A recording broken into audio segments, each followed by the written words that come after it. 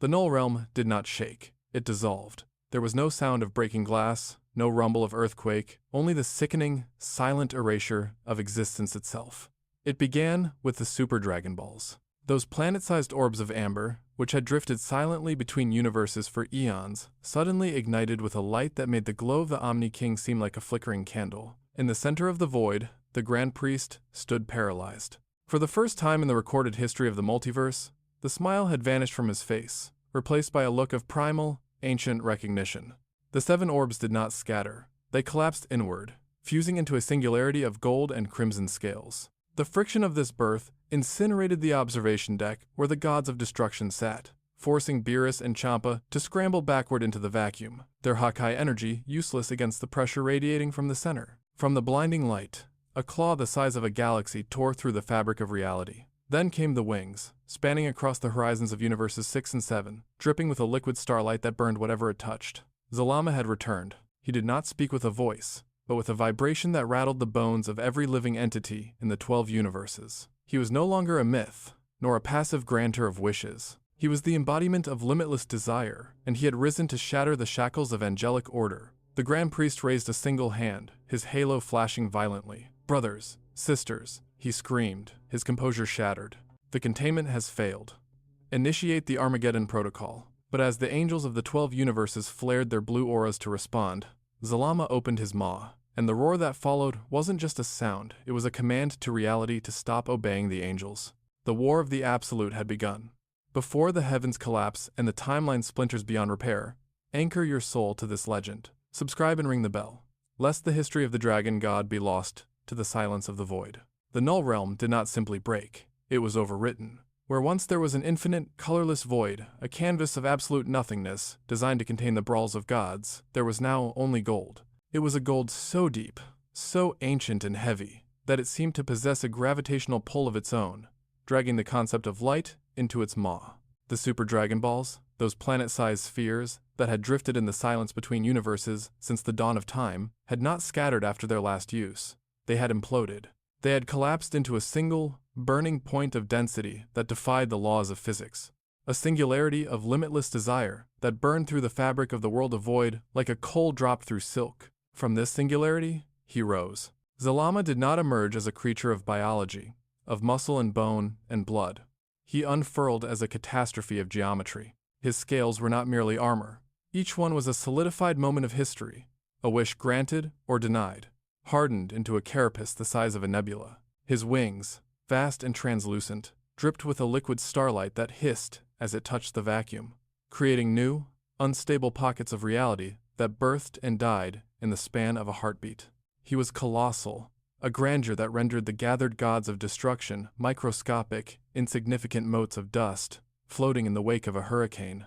The Grand Priest, the being who stood at the apex of the angelic hierarchy, the entity whose composure had never once fractured in the annals of existence, floated backward. His halo, usually a steady ring of pale blue divinity, flickered violently, spitting sparks of erratic energy. His violet eyes were wide, reflecting the terrifying golden luminescence that now dominated the horizon. For eons, the angels had believed themselves the shepherds of the multiverse, the neutral arbiters of the Omni King's will. They had believed the dragon god was a tool, a passive mechanism of creation, safe so long as it was scattered. They were wrong. The Dragon Balls were not a tool. They were a cage. And the cage was open. Formation. The Grand Priest's voice was not a shout, but a psychic imperative that slammed into the minds of his children. Do not engage individually. The causality of this realm is compromised. Behind him, the angels of the 12 universes hovered in a state of rare disarray. Whis, usually the picture of elegant indifference, held his staff with a grip so tight his knuckles were white. Vados stood beside him, her eyes scanning the impossible creature before them. Zalama's head, a construct of golden horns and burning crimson eyes, lowered slowly. The movement displaced enough dimensional pressure to crack the halos of the lower-ranking angels. When he opened his mouth, there was no roar. There was only a vibration, a hum that resonated with the frequency of want. It was the sound of every wish ever made, screaming at once. Zalama did not attack with ki. He did not fire a beam. He simply exhaled. A wave of golden distortion rolled over the null realm. Where it touched the void ceased to be empty and became something. Matter erupted from nothing, planets, stars, nebulas, forcing themselves into existence without order or logic, a chaotic garden of creation, expanding at light speed. The shockwave slammed into the Grand Priest's barrier, shattering it instantly. The force sent the mightiest entity in the cosmos, tumbling through the distorted space, his divine robes torn, his absolute authority rendered null by the sheer weight of unbridled creation. Far away, across the boundaries of dimensions, in the serene, grassy expanse of Beerus Planet in Universe 7, the air suddenly grew heavy. It was not the heaviness of gravity training. It was not the crushing pressure of a black hole. It was a spiritual heaviness, a sudden, drowning sensation that the universe had become too small for what was inside it. Son Goku, caught in the middle of a high-speed exchange of blows with a phantom image of himself, froze in midair. His fist, mere inches from the phantom's face, stopped dead. The Super Saiyan blue aura that wreathed his body flickered and died, snuffed out not by exhaustion, but by an instinctive, primal terror that bypassed his conscious mind and gripped his very soul. He dropped to the grass, gasping, clutching his chest as if his heart were trying to escape his ribcage.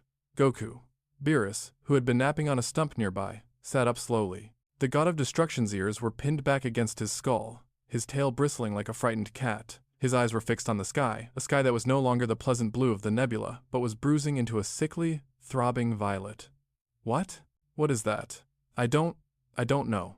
Goku wheezed, his voice trembling. He looked at his hands. They were shaking uncontrollably. It feels like everything is hungry. Lord Beerus, it feels like the sky wants to eat us. Before Beerus could respond, a pillar of light struck the ground between them.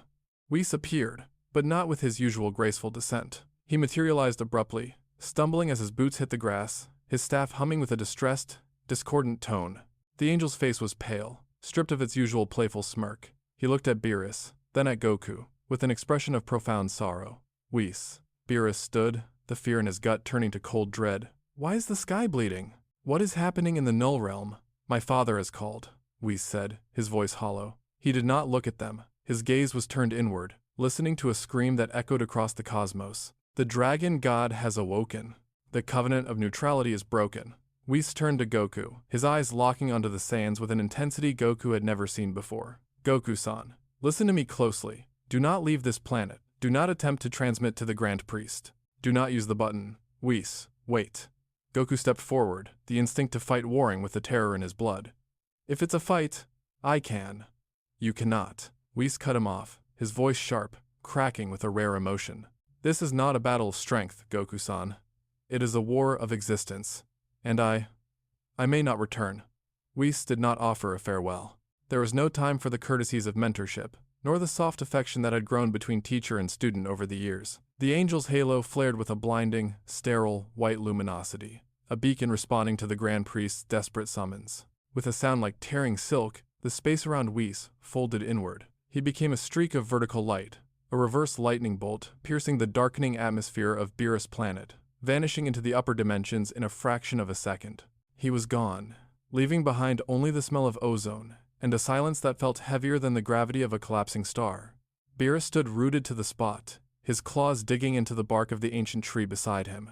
For the first time in millions of years, the god of destruction looked small. The bond between destroyer and angel, a tether that had defined his existence, kept his chaotic impulses in check, and ensured his survival had gone dormant. It wasn't broken, but it was silent, as if the line had been cut. He looked at his hands, watching the purple energy of destruction flicker uncertainly under his skin. Without the angelic stabilizer, his own power felt volatile, reacting to the ambient stress of the cosmos. Lord Beerus, Goku whispered, finally finding the strength to stand, though his knees shook with a tremor he couldn't suppress. We have to go. If Whis is in trouble, if the Grand Priest is scared, we can't just stay here. You idiot. Beerus whirled around, his voice cracking with a mixture of rage and panic. Do you not understand what you are feeling? That isn't a fighter. That is Entajiren, or Moro, or Broly. That is the architect of desire. Beerus pointed a trembling finger at the sky, which was no longer purple, but was beginning to curdle into a swirling mosaic of gold and black. Zalama isn't someone you punch, Goku. He is the reason wishes exist. To fight him is to fight the concept of hope itself. You don't fight the ocean, you drown in it. Goku looked up, his eyes widening as the reality of the situation began to manifest visually. The sky of the Kaioshin realm, and indeed, the sky of every planet in Universe 7, began to change. Faint, translucent outlines of hexagonal scales appeared in the firmament, overlapping the stars. It was as if the universe itself was being wrapped in the skin of the dragon god. A low, resonant thrumming began to vibrate through the ground, a frequency that made Goku's teeth ache. It was a heartbeat so slow and massive that the space between beats felt like an eternity. "I can feel it," Goku murmured, his hand clutching the gi over his heart.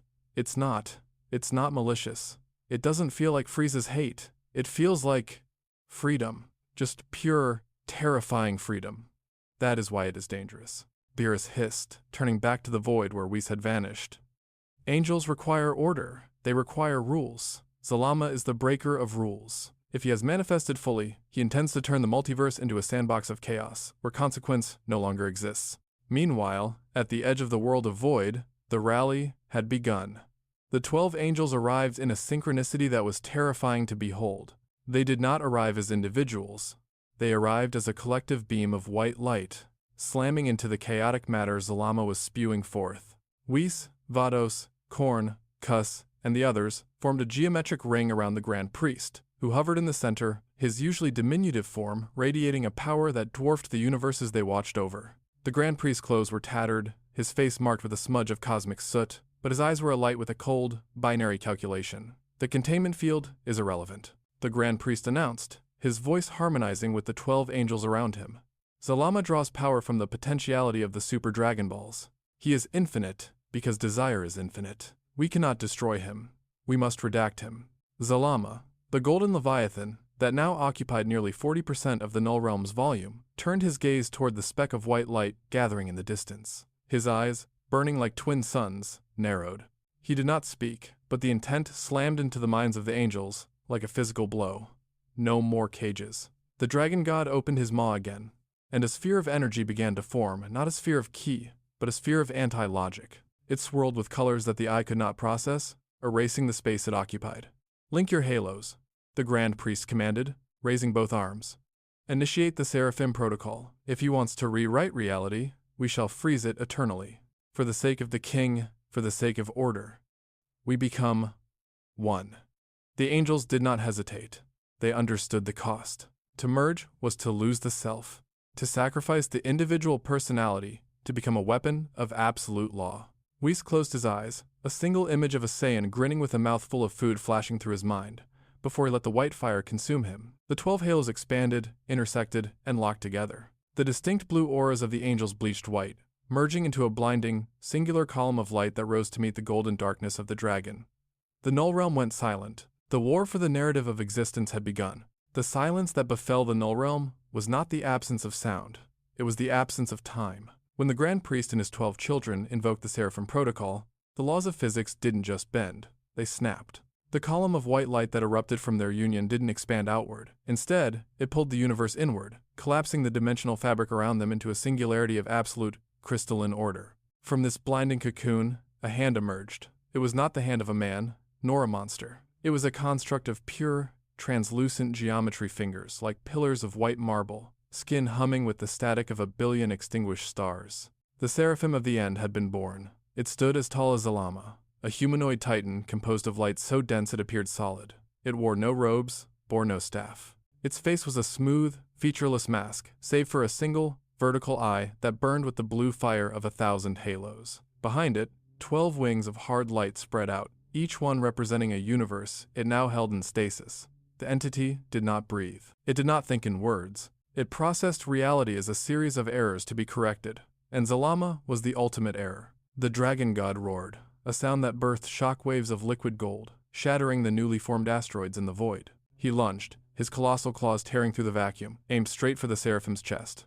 The attack was faster than light, powered by the raw concept of wanting to hit. The Seraphim did not dodge, it simply raised a hand. Correction. The word wasn't spoken. It was imposed upon reality. Instantly, the golden shockwave didn't just stop, it rewound. The energy unspooled, retreating back into Zalama's maw. The shattered asteroids reassembled themselves into dust. Time in that localized pocket of space had been reversed by 3 seconds. The Seraphim was not fighting. It was editing the timeline in real time. Zalama snarled, the vibration cracking the newly formed matter around him. He understood. This was not a brawl. This was a battle between the author and the editor.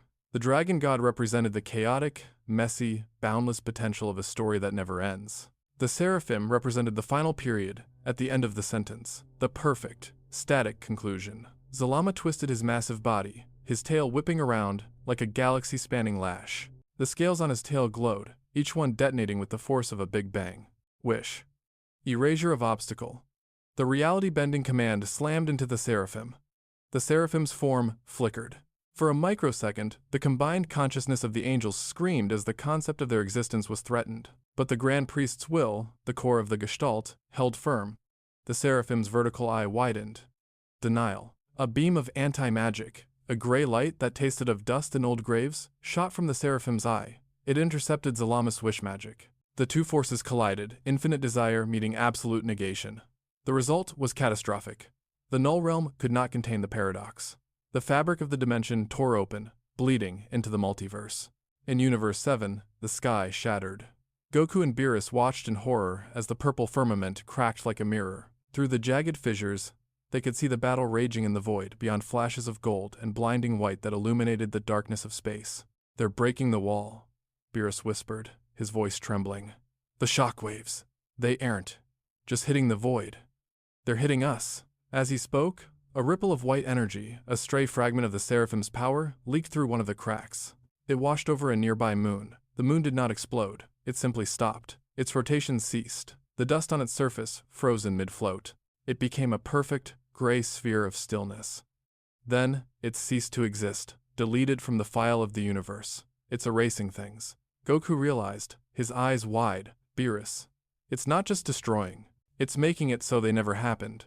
That is the angelic power. Beerus growled, baring his fangs. If the Seraphim wins, the universe becomes a museum. Perfectly preserved. Perfectly dead. Nothing changes. Nothing grows. We become statues in the Grand Priest's collection. And if Zalama wins? Goku asked, looking at the golden light that was now leaking through another crack, turning a nebula into a writhing jungle of sentient vines. Then the universe becomes a jungle of chaos. Beerus replied, "Desire without limit. Gravity will change because someone wished for it. The sun will turn blue because a child wanted it. Reality will dissolve into a dream where nothing is real, because everything is possible." Goku clenched his fists. The shaking in his hands had stopped. The terror was still there, cold and heavy in his gut, but it was being overridden by something else.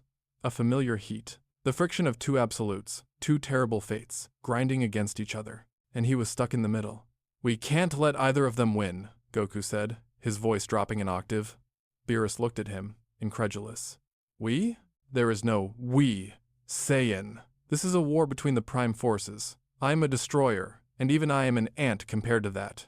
"Maybe," Goku said. He closed his eyes. He reached deep inside, past the Super Saiyan forms, past the God Key, searching for the silver flame he had ignited during the Tournament of Power. But he didn't reach for the calm, tranquil Ultra Instinct he had trained with Whis. That was the technique of angels.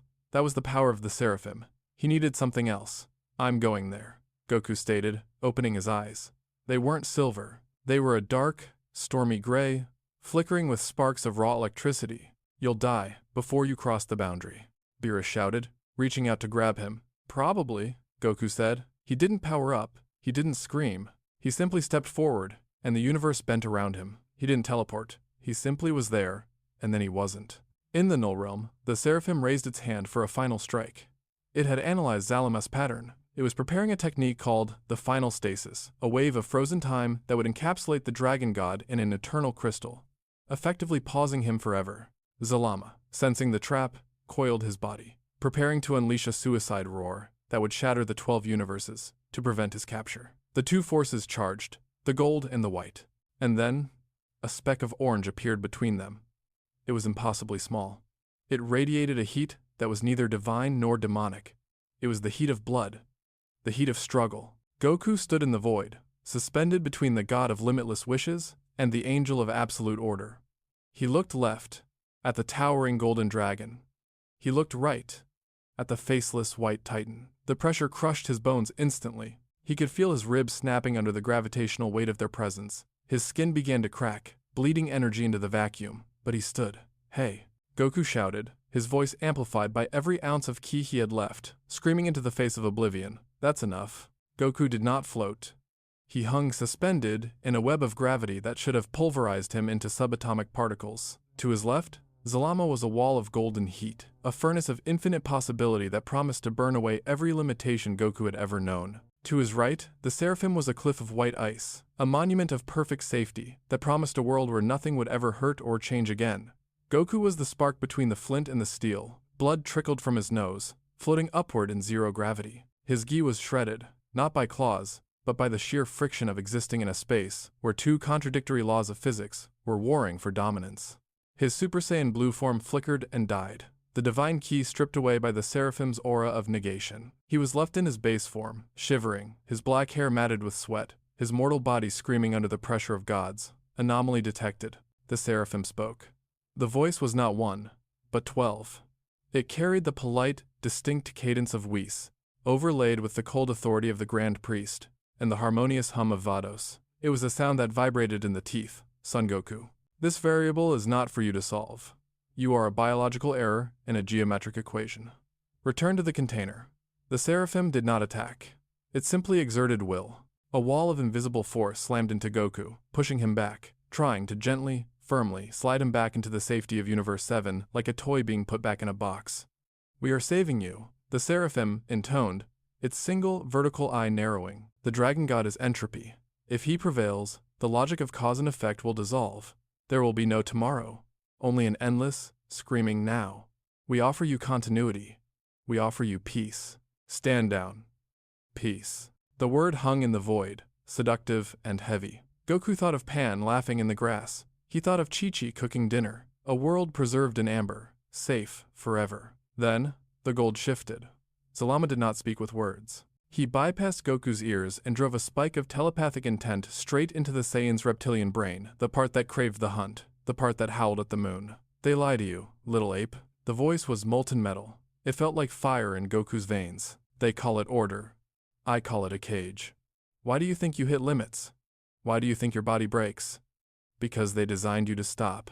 The angels built the glass ceiling to keep the mortals from climbing too high. They are terrified of what you could become if the rules were removed. Goku gasped, clutching his head. Images flooded his mind, not memories, but possibilities. He saw a version of himself with no cap on his power, growing infinitely, burning brighter than the stars, unbound by stamina, unbound by death.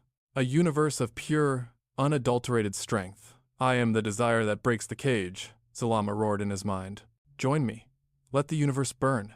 Let us see what rises from the ashes. Do you not want to know how strong you can truly be?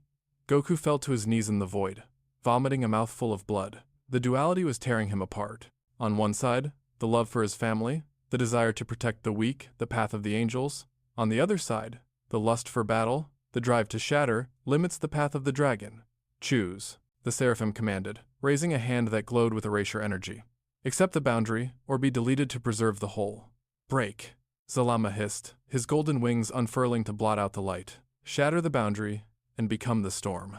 Goku looked up. His vision was blurring. He looked at the Seraphim, cold and perfect. He looked at Zalama, wild and destructive. He slowly wiped the blood from his mouth. He stood up. His legs were shaking, his bones grinding together audibly. You're both. Goku wheezed, his voice small in the silence. He coughed, spitting a glob of red into the white expanse. You're both wrong. The Seraphim paused. Zalama's growl lowered to a confused rumble. You. Goku pointed a trembling finger at the Seraphim. You want a world where nothing happens, a world where we just exist. That's not living. That's just being a statue. He turned to the dragon.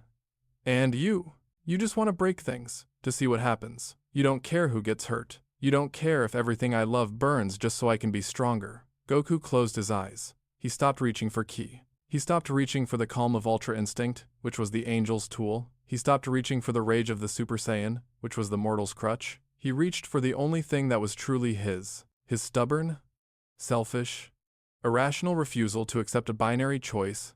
I'm a Saiyan, Goku whispered. We don't choose the path. We make the road while we run on it. Deep inside his chest, a new flame ignited. It wasn't the blue of gods, nor the silver of angels, nor the gold of the dragon. It was a deep, resonating crimson, the color of lifeblood, the color of mortality pushed beyond its design. The void around Goku began to crack, not from power, but from density. His presence was becoming heavier than the gods around him. I won't let you freeze my world, Goku growled, his voice dropping into a guttural roar. And I won't let you burn it. A shockwave of red-black energy erupted from his body. It didn't flow like water. It jagged like lightning. It shattered the Seraphim's containment field. It pushed back Zalama's golden heat. Goku opened his eyes. The pupils were gone. His irises were a swirling galaxy of crimson and black. He wasn't using a technique he had learned. He was accessing the forbidden power that Zalama had hinted at, the potential that the angels had locked away eons ago. He was breaking the seal of the mortal absolute. The Seraphim stepped back, its collective mind reeling. Illogical. The subject is generating energy that exceeds biological output. This is impossible.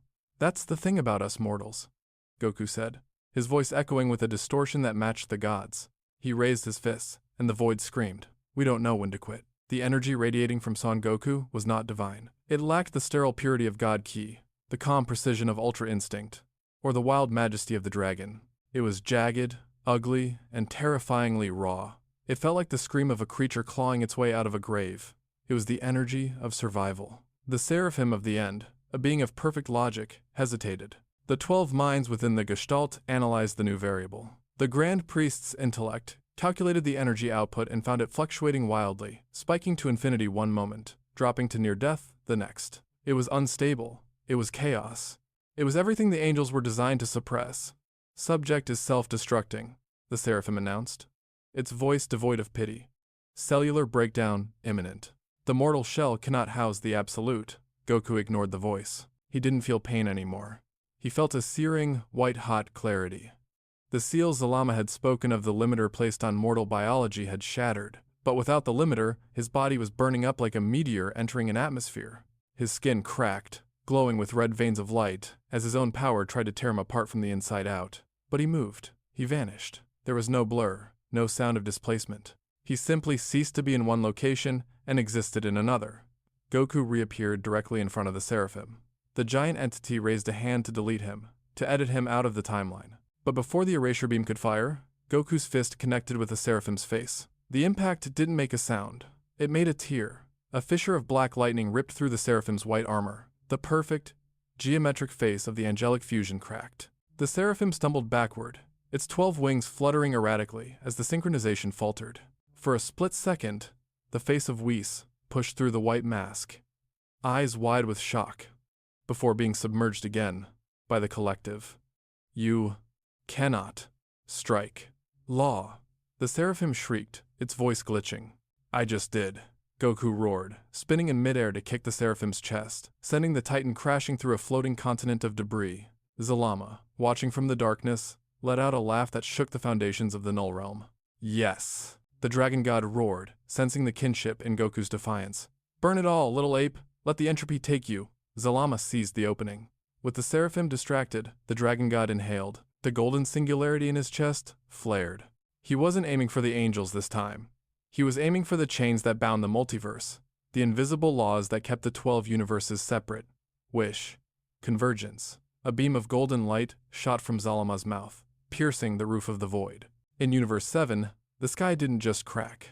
It began to peel away. The inhabitants of Earth looked up to see, not stars, but the swirling green nebula of Universe 6.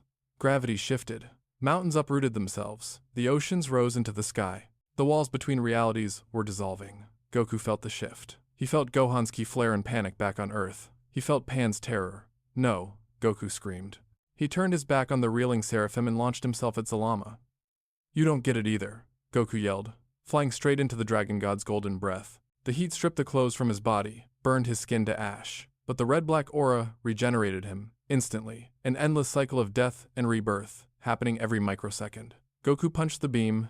It was a fist of flesh against a beam of reality-warping magic. By all rights, Goku should have been erased. But the will he was channeling, the sheer, stubborn refusal to let his world die, acted as a shield. He split the beam. The golden light forked, blasting harmlessly into the infinite distance of the void. Zalama recoiled, his massive head snapping back. For the first time, the Dragon God looked confused. You reject my gift? The voice boomed in Goku's mind. I offer you a world without walls, and you defend the cage? I defend my home, Goku shouted, hovering between the two titans, His body was failing. His vision was tunneling into darkness. The red aura was flickering. He was dying. The power was too much. The Seraphim righted itself. The cracks in its face healed, but the hesitation remained. It looked at the small, burning figure of the Saiyan, who was now panting, blood misting from his pores. Logical assessment updated. The Seraphim stated, its voice quieter now. The anomaly is not an agent of chaos, nor is he an agent of order. He is a pivot. The Grand Priest, buried deep within the Seraphim's consciousness, realized the truth. Goku wasn't fighting for a side. He was fighting for balance. He was the friction that kept the wheel turning. But the Seraphim had its orders. The protocol was absolute. Protocol. Total reset. The Seraphim intoned. If the timeline cannot be saved, it must be rebooted. The Seraphim clasped its hands together. A sphere of pure white silence began to expand from its center. It was the same energy that the Zenos used erasure, but this was controlled, surgical. It would wipe the Null Realm, wipe Zalama, wipe Goku, and reset the multiverse to a point before the Dragon Balls were gathered. It would mean everyone Goku knew would be reset. Their memories, their growth, their lives since that point gone. A factory reset of the soul. No, Goku whispered. He couldn't stop it. He had no energy left to punch a concept like erasure. He looked at Zalama. The Dragon God was snarling, charging up for a final clash that would likely destroy everything in the crossfire. Goku realized he couldn't win the fight. He had to change the game. He dropped his fighting stance. He let the red aura fade, leaving him battered, broken, floating in the dark. He closed his eyes and did the one thing neither God nor dragon expected. He reached out with his mind, not to fight, but to connect. He pushed his fading consciousness toward the golden burning heart of Zalama. Hey, Goku's thought voice was weak, barely a whisper in the mental storm. Dragon. Zalama. Whatever you are. Zalama paused. The golden fire swirled. You dare speak to the Absolute in this moment of end? Yeah. Goku mentally grinned, a tired, broken grin. You want to know what I can become, right? You want to see the limit broken? I do. Then don't destroy the playground, Goku said. If you break the universe, there's nowhere left to fight. There's nowhere left to grow. You win, and the game ends. Is that what you want? A game over? The Dragon God froze. The concept of game over was alien to him, yet it struck a chord.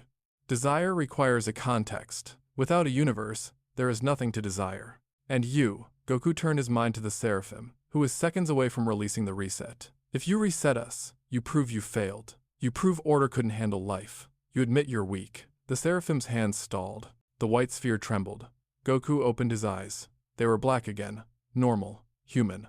Let's make a deal, Goku said aloud, his voice carrying in the silence of the standoff. One last move. If I survive, we leave things as they are. If I die, you can fight over the ashes. The void held its breath.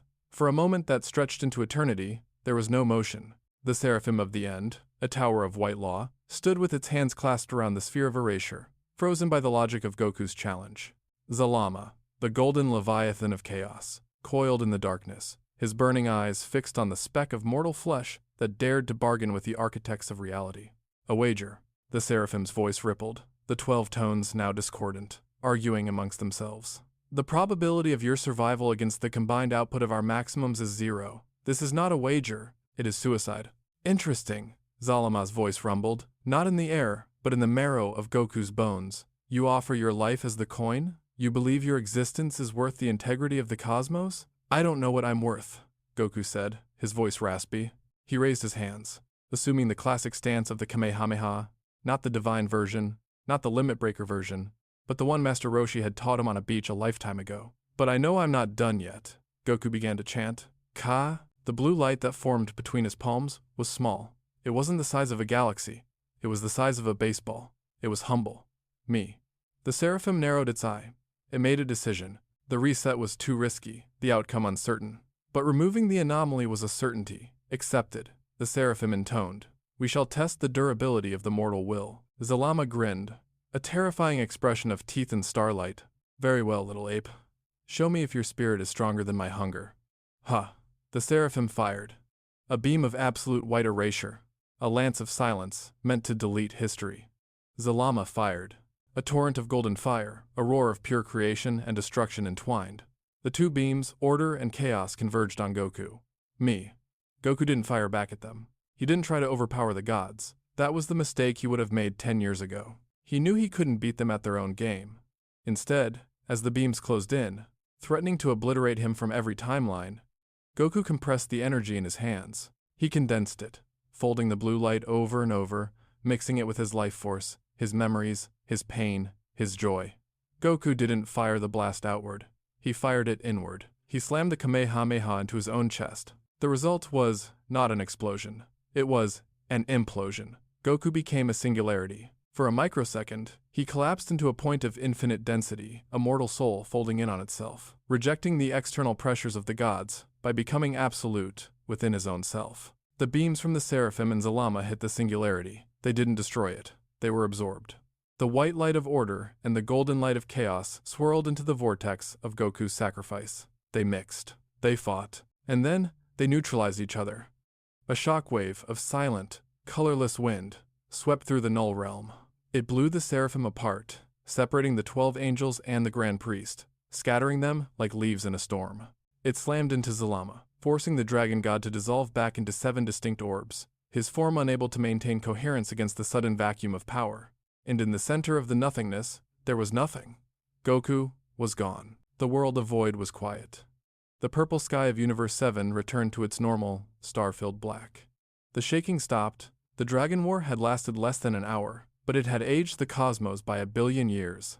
Whis lay on a chunk of floating debris, his halo flickering weakly. He coughed, sitting up slowly, his immaculate robes torn. "Father," he called out softly. The Grand Priest drifted nearby, staring at his hands. He looked older, tired. The absolute certainty that had defined his existence was gone, replaced by a haunting confusion. He balanced the equation, the Grand Priest whispered. By removing himself from it, the angels gathered, silent and shaken. The Super Dragon Balls, inert and stone gray, drifted harmlessly in the distance. The threat was over. Order had returned. But the price was the one man who had defied them both. Beerus arrived moments later, tearing through the dimension with a frantic desperation. He scanned the void, his eyes wide, sensing for a key that he knew, deep down, wasn't there. "Where is he?" Beerus demanded, grabbing Whis by the collar. "Where is the idiot? Did you hide him? Did you freeze him?" Whis looked at Beerus, and for the first time, the angel wept. A single tear, silver and heavy, rolled down his cheek. "He is nowhere, my lord." He took the absolutes into himself, and he left. Time passed. The universe is rebuilt. The scars of the Dragon War faded from the sky, though they remained in the memories of the gods. On Earth, life continued. Gohan trained harder than ever, his eyes often scanning the stars, looking for a sign. Pan grew strong, telling stories of a grandfather who fought the sky and won. But sometimes, in the deepest silence of the night, when the wind blew through the mountains of Paozu, there was a sound. Not a voice, not a roar. It was a hum, a vibration of pure, limitless potential. Beerus sat on his planet, staring into the oracle fish bowl. The water rippled, not with prophecy, but with a reflection. "He isn't gone, is he?" Beerus asked the empty air. The oracle fish floated by, humming a tune. "Gone? No. No. You cannot destroy energy, Lord Beerus. You can only change its form." Beerus looked up at the stars. Somewhere, beyond the reach of angels, beyond the dreams of dragons, there was a pulse, a heartbeat that beat in rhythm with the expanding universe. Goku had not died. He had become the road itself. He had become the very possibility of more. And somewhere, in a realm not yet written, a man in a torn orange gi opened his eyes, grinned at a horizon that had no end, and tightened his belt. "Man," the echo of his voice whispered through the cosmos, "that was a close one. I'm starving." The stars burned quietly, as if remembering his will.